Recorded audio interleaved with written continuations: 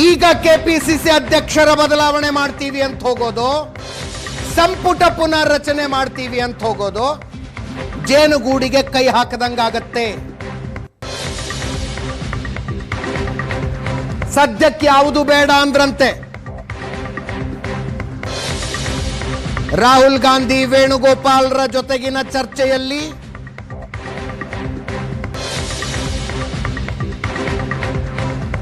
ಈ ವಿಷಯವನ್ನ ಮುಖ್ಯಮಂತ್ರಿಗಳು ಪ್ರಸ್ತಾಪಿಸಿದ್ದಾರೆ.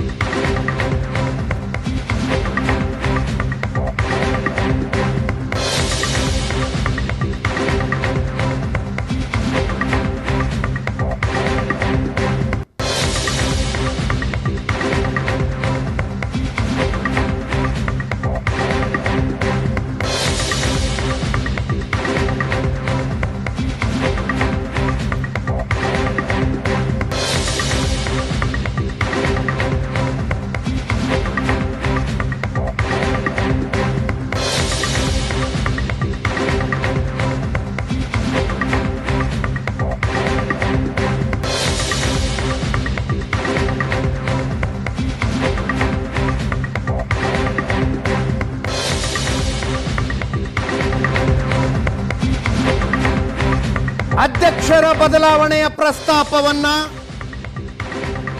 ಹೈಕಮಾಂಡ್ ನಾಯಕರು ನೆಗ್ಲೆಕ್ಟ್ ಮಾಡಿದ್ರು. ಇನ್ನೊಂದು ಕಡೆ ಸಚಿವ ಸಂಪುಟ ಪುನರ್ರಚನೆಯ ವಿಷಯವನ್ನ ಕೂಡ ಇನ್ನು 2 ತಿಂಗಳು ಅದ್ರ ಬಗ್ಗೆ ಮಾತಾಡೋದು ಬೇಡ ಅಂದ್ರಂತೆ.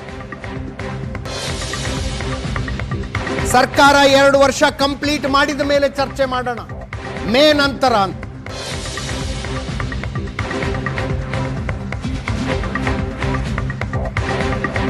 ವಾಲ್ಮೀಕಿ ಅಭಿವೃದ್ಧಿ ನಿಗಮದ ಹಗರಣದಲ್ಲಿ ರಾಜೀನಾಮೆ ಕೊಟ್ಟಿರುವ ನಾಗೇಂದ್ರರನ್ನ ಮತ್ತೆ ಸಚಿವ ಸಂಪುಟಕ್ಕೆ ಸೇರಿಸಿಕೊಳ್ಳುವ ಮನಸ್ಸಿದೆ ಸಿದ್ದರಾಮಯ್ಯನವರಿಗೆ. ನಾಗೇಂದ್ರ ಅವರು ಬೇರೆ ಮಿನಿಸ್ಟರ್ ಆಗ ತನಕ ನಾನು ಕ್ಷೇತ್ರಕ್ಕೆ ಕಾಲಿಡೋದಿಲ್ಲ ಅಂತ ಪ್ರತಿಜ್ಞೆ ಮಾಡಿದಾರಂತೆ.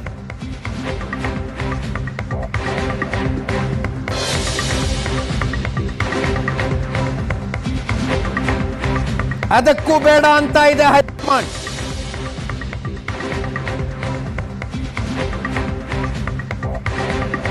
ಭ್ರಷ್ಟಾಚಾರದ ಆರೋಪದ ಮೇಲೆ ರಾಜೀನಾಮೆ ಕೊಟ್ಟಿದ್ದ ನಾಗೇಂದ್ರರನ್ನು ಈಗ ವಾಪಸ್ ತಗೊಂಡ್ರೆ ವಿಪಕ್ಷಗಳಿಗೆ ಹೋರಾಟ ಮಾಡೋದಕ್ಕೆ ಮತ್ತೊಂದು ಅವಕಾಶ ಕೊಟ್ಟಂಗಾಗತ್ತೆ.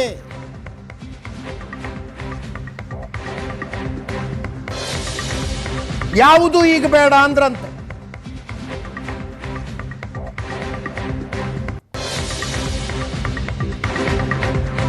ಸಚಿವ ಸಂಪುಟ ಪುನರ್ರಚನೆಯಾಗಬೇಕು, ತಾವು ಮಿನಿಸ್ಟರ್ಗಳಾಗಬೇಕು ಅಂತ ಲಾಬಿ ಮಾಡುವುದಕ್ಕೆ ದಿಲ್ಲಿಗೆ ಹೋಗಿದ್ದವರಿಗೆ ನಿರಾಸೆಯಾಗಿದೆ.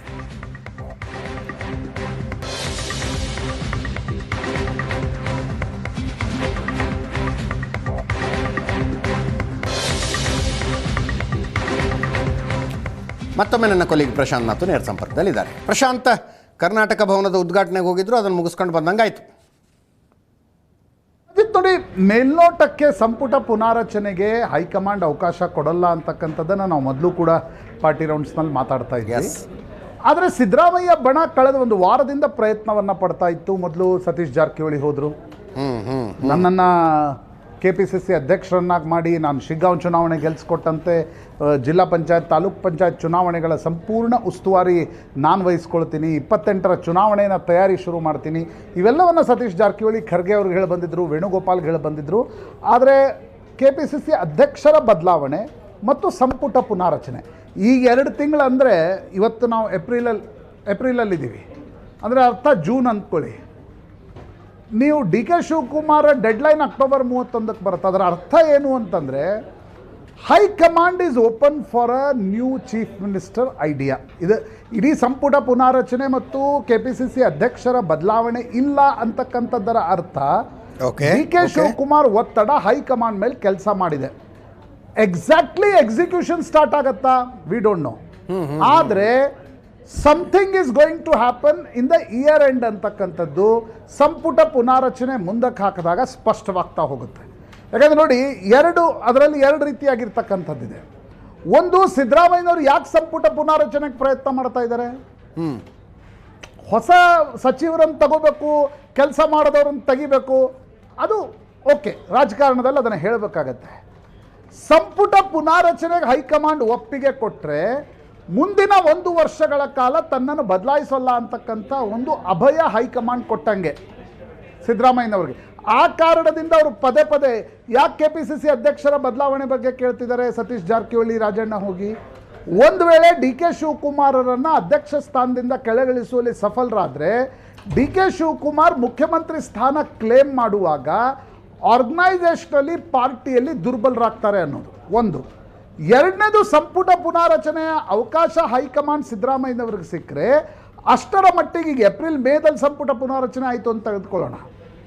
ಪೊಲಿಟಿಕಲಿ ತುಂಬ ಆದರೆ ಕಾಮನ್ ಸೆನ್ಸ್ ಲೆವೆಲ್ಗೆ ಹೋಗಿ ಮಾತಾಡೋದಾದರೆ ಏಪ್ರಿಲ್ ಮೇದಲ್ಲಿ ನಿಮ್ಗೆ ಸಂಪುಟ ಪುನಾರಚನೆ ಮಾಡಿ ಯಾವ ಹೈಕಮಾಂಡ್ ನವೆಂಬರ್ನಲ್ಲಿ ಮುಖ್ಯಮಂತ್ರಿ ಬದಲಾವಣೆ ಮಾಡುತ್ತೆ? ಮಾಡಲ್ಲ.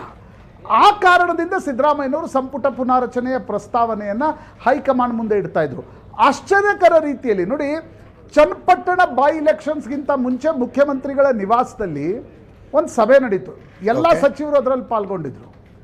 ವೇಣುಗೋಪಾಲ್ ಮತ್ತು ಸುರ್ಜೇವಾಲಾ ಎಷ್ಟು ಅಡಮೆಂಟ್ ಆಗಿ, adamant may not be the right word, adamant ಅಂದರೆ ಒಂದು ಗಟ್ಟಿತನದಲ್ಲಿ ಅವ್ರು ಹೇಳಿದರು ಅಂತಂದರೆ, ಇಲ್ಲ ಸಂಪುಟ ಪುನಾರಚನೆ ಮಾಡೇ ಮಾಡ್ತೀವಿ, 8 ರಿಂದ 10 ಹೊಸ ಸಚಿವರನ್ನು ತರ್ತೀವಿ, ಒಂದು ವೇಗ ಕೊಡಬೇಕಾಗಿದೆ, ಲೋಕಸಭಾ ಚುನಾವಣೆಯಲ್ಲಿ ಯಾವ್ಯಾವ ಕ್ಷೇತ್ರದಲ್ಲಿ ನಮಗೆ ಸೋಲುಂಟಾಗಿದೆ ಆ ಸಚಿವರನ್ನು ತೆಗೆಯೋಣ ಅಂತ. ಆದರೆ ಚನ್ನಪಟ್ಟಣ ಬೈ ಎಲೆಕ್ಷನ್ಸ್ ಇತ್ತು. ಈಗ ಹೈಕಮಾಂಡ್ ಹೇಳ್ತಿದೆ ಸಂಪುಟ ಪುನಾರಚನೆ ಬೇಡ ಅಂತ. ಯಾಕಂದರೆ DK ಶಿವಕುಮಾರ್ ಒತ್ತಡ ಹೈಕಮಾಂಡ್ ಮೇಲಿದೆ. ಯಾವುದೇ ಕಾರಣಕ್ಕೂ ಯಾಕಂದರೆ ಸಂಪುಟ ಪುನಾರಚನೆಯ ಅರ್ಥ ಏನು? ಸಿದ್ದರಾಮಯ್ಯನವರು DK ಶಿವಕುಮಾರ್ ಬಣದ ಕೆಲ ಸಚಿವರನ್ನು ತೆಗಿತಾರೆ ಅನ್ನೋದು DK ಶಿವಕುಮಾರ್ಗೆ ಸ್ಪಷ್ಟವಾಗಿ ಗೊತ್ತಿದೆ. ಆ ಕಾರಣಕ್ಕೋಸ್ಕರ DK ಶಿವಕುಮಾರ್ ಈಗ ನೀವು ಹೆಸರನ್ನೂ ಕೂಡ ಹೇಳಿ ತೆಗೆದುಕೊಳ್ಳೋದಾದರೆ, ಸುಧಾಕರ್ ಹೆಸರು ಮಾಧ್ಯಮಗಳಲ್ಲಿ ಬಹಳಷ್ಟು ಚರ್ಚೆಯಾಗಿತ್ತು. ಚಿತ್ರದುರ್ಗದ ಸುಧಾಕರ್ ಹೆಸರು, ಅವರು DK ಶಿವಕುಮಾರ್ ಕೊನೆಯ ಗಳಿಗೆಯಲ್ಲಿ ಹೆಸರು ಹಾಕಿಸಿದ ಮಂತ್ರಿ. ಆ ಕಾರಣದಿಂದ DK ಶಿವಕುಮಾರ್ ಒತ್ತಡ ಹೈಕಮಾಂಡ್ ಮೇಲಿತ್ತು. ಯಾವುದೇ ಕಾರಣಕ್ಕೂ ಸಂಪುಟ ಪುನಾರಚನೆಗೆ ಈಗ ಅವಕಾಶ ಬೇಡ, KPCC ಅಧ್ಯಕ್ಷರ ಬದಲಾವಣೆಯನ್ನು ಮಾಡಬೇಡಿ, ನನಗೆ ಮುಖ್ಯಮಂತ್ರಿ ಸ್ಥಾನ ಕೊಟ್ಟಾಗ ಹೊಸ ಅಧ್ಯಕ್ಷರನ್ನು ನೀವು ತನ್ನಿ, ನನಗೆ ಬೇಡವಾದವ್ರು ಅಂತಂದ್ರು ನಂದು ಅಭ್ಯಂತರ ಇಲ್ಲ ಅಂತಕ್ಕಂಥದ್ದನ್ನು DK ಶಿವಕುಮಾರ್ ಹೈಕಮಾಂಡ್ಗೆ ಸ್ಪಷ್ಟಪಡಿಸಿದರು. ಈಗ ಹೈಕಮಾಂಡ್ ಹೇಳ್ತಿದೆ ಸಂಪುಟ ಪುನಾರಚನೆ 2 ತಿಂಗಳು. ಕಾಂಗ್ರೆಸ್ಸು ಮತ್ತು BJPಯ ಹೈಕಮಾಂಡ್ 2 ತಿಂಗಳು ಹೇಳ್ತಾವಂದರೆ ಒಂದು 6 ತಿಂಗಳು ಮುಂದೋಗುತ್ತೆ. 6 ತಿಂಗಳು ಮುಂದೋಗುತ್ತೆ ಅಂದರೆ ಎಲ್ಲಿಗೆ ಬಂತದು? ಅಕ್ಟೋಬರ್ ನವೆಂಬರ್ಗೆ ಬಂತು. So Ajit, it is interesting. ನನಗನ್ಸುತ್ತೆ ಈ ಅಕ್ಟೋಬರ್, ನವೆಂಬರ್, ಡಿಸೆಂಬರ್ ಕರ್ನಾಟಕದ ರಾಜಕಾರಣದ ದೃಷ್ಟಿಯಿಂದ ಬಹಳ ಒಂದು ಟರ್ನಿಂಗ್ ಪಾಯಿಂಟ್ಗಳು ಮಹತ್ವಪೂರ್ಣ ಆಗಲಿವೆ ಅಂತ ಅನ್ಸುತ್ತೆ. BJPಯಲ್ಲಿ ಒಂದು ಬೆಳವಣಿಗೆ ನಾವು ಕಳೆದ ವಾರ ಅಷ್ಟೇ ನೋಡಿದ್ದೀವಿ, ಯತ್ನಾಳ್ರ ಉಚ್ಚಾಟನೆ. ಅದೇ ರೀತಿಯ ಬೆಳವಣಿಗೆಗಳು ಕಾಂಗ್ರೆಸ್ನಲ್ಲಿ ನಡೀತವ. ಸುಸೂತ್ರವಾಗಿ ಕಾಂಗ್ರೆಸ್ ಈ ಪ್ರಸವ ಅಂತಕ್ಕಂಥದ್ದು ಯಾವತ್ತಿಗೂ ಕೂಡ ಒಂದು ರೀತಿಯಾಗಿರ್ತಕ್ಕಂಥ painful exercise. It may give ಖುಷಿ ಮತ್ತು ಸಂತಸ ಕೊಡ್ಬೋದು, but it is a painful exercise ಅಂತಕ್ಕಂಥದ್ದು ಸ್ಪಷ್ಟ. ಆ ಕಾರಣದಿಂದ ಆ ಸಂದರ್ಭದಲ್ಲಿ ಮುಖ್ಯಮಂತ್ರಿಗಳ ಬದಲಾವಣೆ ಆಗತ್ತಾ? ಅದಕ್ಕೆ ಸಿದ್ದರಾಮಯ್ಯನವರು ಒಪ್ತಾರಾ? ಶಾಸಕರು ಏನಂತಾರೆ? DK ಶಿವಕುಮಾರ್ ಏನು ಮಾಡ್ತಾರೆ? ಇದು ಬಹಳ ಇಂಟ್ರೆಸ್ಟಿಂಗ್ ಆಗಿರ್ತಕ್ಕಂಥ ಅಂಶ. ಆ ಸಂಕೇತಗಳು ಸಿದ್ದರಾಮಯ್ಯನವರ ದೆಹಲಿ ಭೇಟಿಯ ನಂತರ ಸ್ಪಷ್ಟವಾಗಿ ಸಿಗ್ತವೆ ಅಂತ ನನಗನ್ಸುತ್ತೆ.